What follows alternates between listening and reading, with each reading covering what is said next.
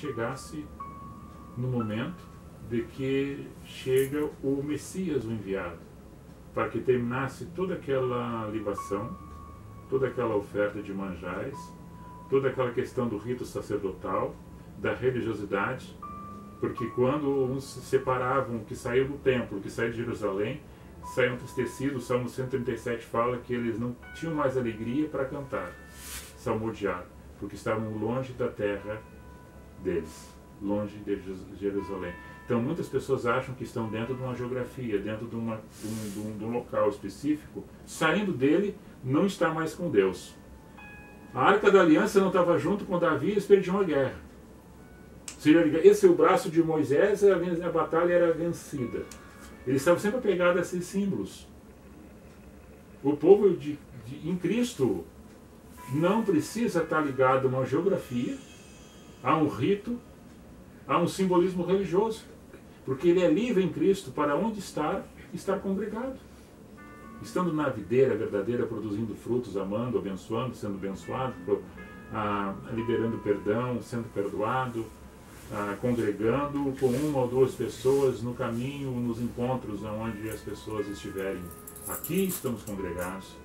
Na casa de vocês, quando vocês saírem na rua, ao encontrar-se com alguém, vocês estão congregados, vocês são uma igreja viva, andando, palmilhando a terra de areia, aonde os lugares que vocês forem. Então, não estão. O povo era muito cego no entendimento, mas no seu entendimento, Deus olhava o coração deles e entendia eles pelo amor que eles tinham, reverência a Deus, no seu entendimento. Mas Deus passava por cima disso, como passa muito por cima de muita ignorância nossa, e continua nos abençoando. Porque ao chegar ao patamar divino, nós estamos muito longe.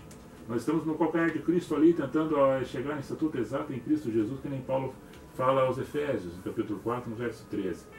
Crescendo aos poucos espiritualmente, buscando em oração e pacificando sempre os nossos corações, o nosso sentimento, uns para com os outros. E nós sempre lembramos, não precisa subir um monte, não precisa fazer reteté, não precisa subir escadaria, não precisa fazer promessas, somente viva o amor desse Evangelho de Cristo Jesus. E as profecias se cumprem em nossa vida, no nosso dia a dia. E quando a gente entende e ouve a voz do Senhor, nós somos esses adoradores em Cristo, vendo Cristo nas outras pessoas e Deus nas outras pessoas, vendo essa glória, esse amor que transcende o tempo, o espaço e chegou aqui em nossa casa, em nosso lar e no coraçãozinho de cada um de vocês. Amém? Amém. Alguma dúvida, mano? Você que pediu esse assunto.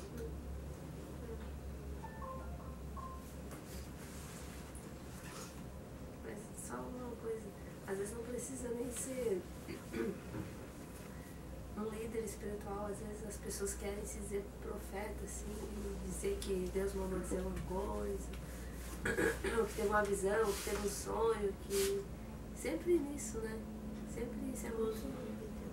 É como se, a mesma forma, como tratando com as questões espirituais, quando nós falamos de assuntos referentes ao nosso mundo, como pessoas humanas que somos, das falhas que a gente tem, e chega alguém, ou nós mesmos propondo de falar alguma coisa de uma outra pessoa para alguém, ou ver alguém trazer para nós informação de uma outra pessoa, aquelas três peneiras, né? É bom para mim? A outra pessoa ia gostar? O que eu vou ganhar com isso? Na questão dos falsos que vêm falar conosco, a gente faz o filtro da mesma forma, vem vindo para mim. De onde procede? De onde ele anda? O que vai ser bom para mim? Vou colocar na presença do Senhor. O Senhor vai me responder. Então, se Deus falou comigo, por que existe um intermediário para falar com o outro, para falar para mim? Nós estamos agora falando. Deus está falando. Mas não existe um apontamento de dedo aqui para ninguém. Para a gente dizer assim, a tua vida está assim, se tu não fizer isso vai acontecer tal coisa, se não fizer uma corrente de tantas semanas não vai dar certo, se tu quebrar um dia, tu falhou tudo, vai ter que começar tudo do zero. Não existe isso. Deus não está relacionado com coisinhas, com dogmas, com coisa de balcão, de boliche, de fazer troca, né? Não está em cima da questão de percentual. Deus quer um todo, não quer em parte. Mas aquela parte que eu dou é a parte que eu consigo dar, né? Mas que dando ou fazendo com amor, dando para a pessoa que está perto de mim, mais perto de mim é o meu próximo. Aí não vejo, tu não vê cor de pele, tu não vê posição social, tu não vê questão de religiosidade com as outras pessoas, porque tu não pode dizer a outra pessoa que está errada, apontar os erros, sabendo que nós também temos nossos erros. Nós temos que mostrar os nossos valores para as pessoas entender o valor que temos, para ela ver em nós Cristo.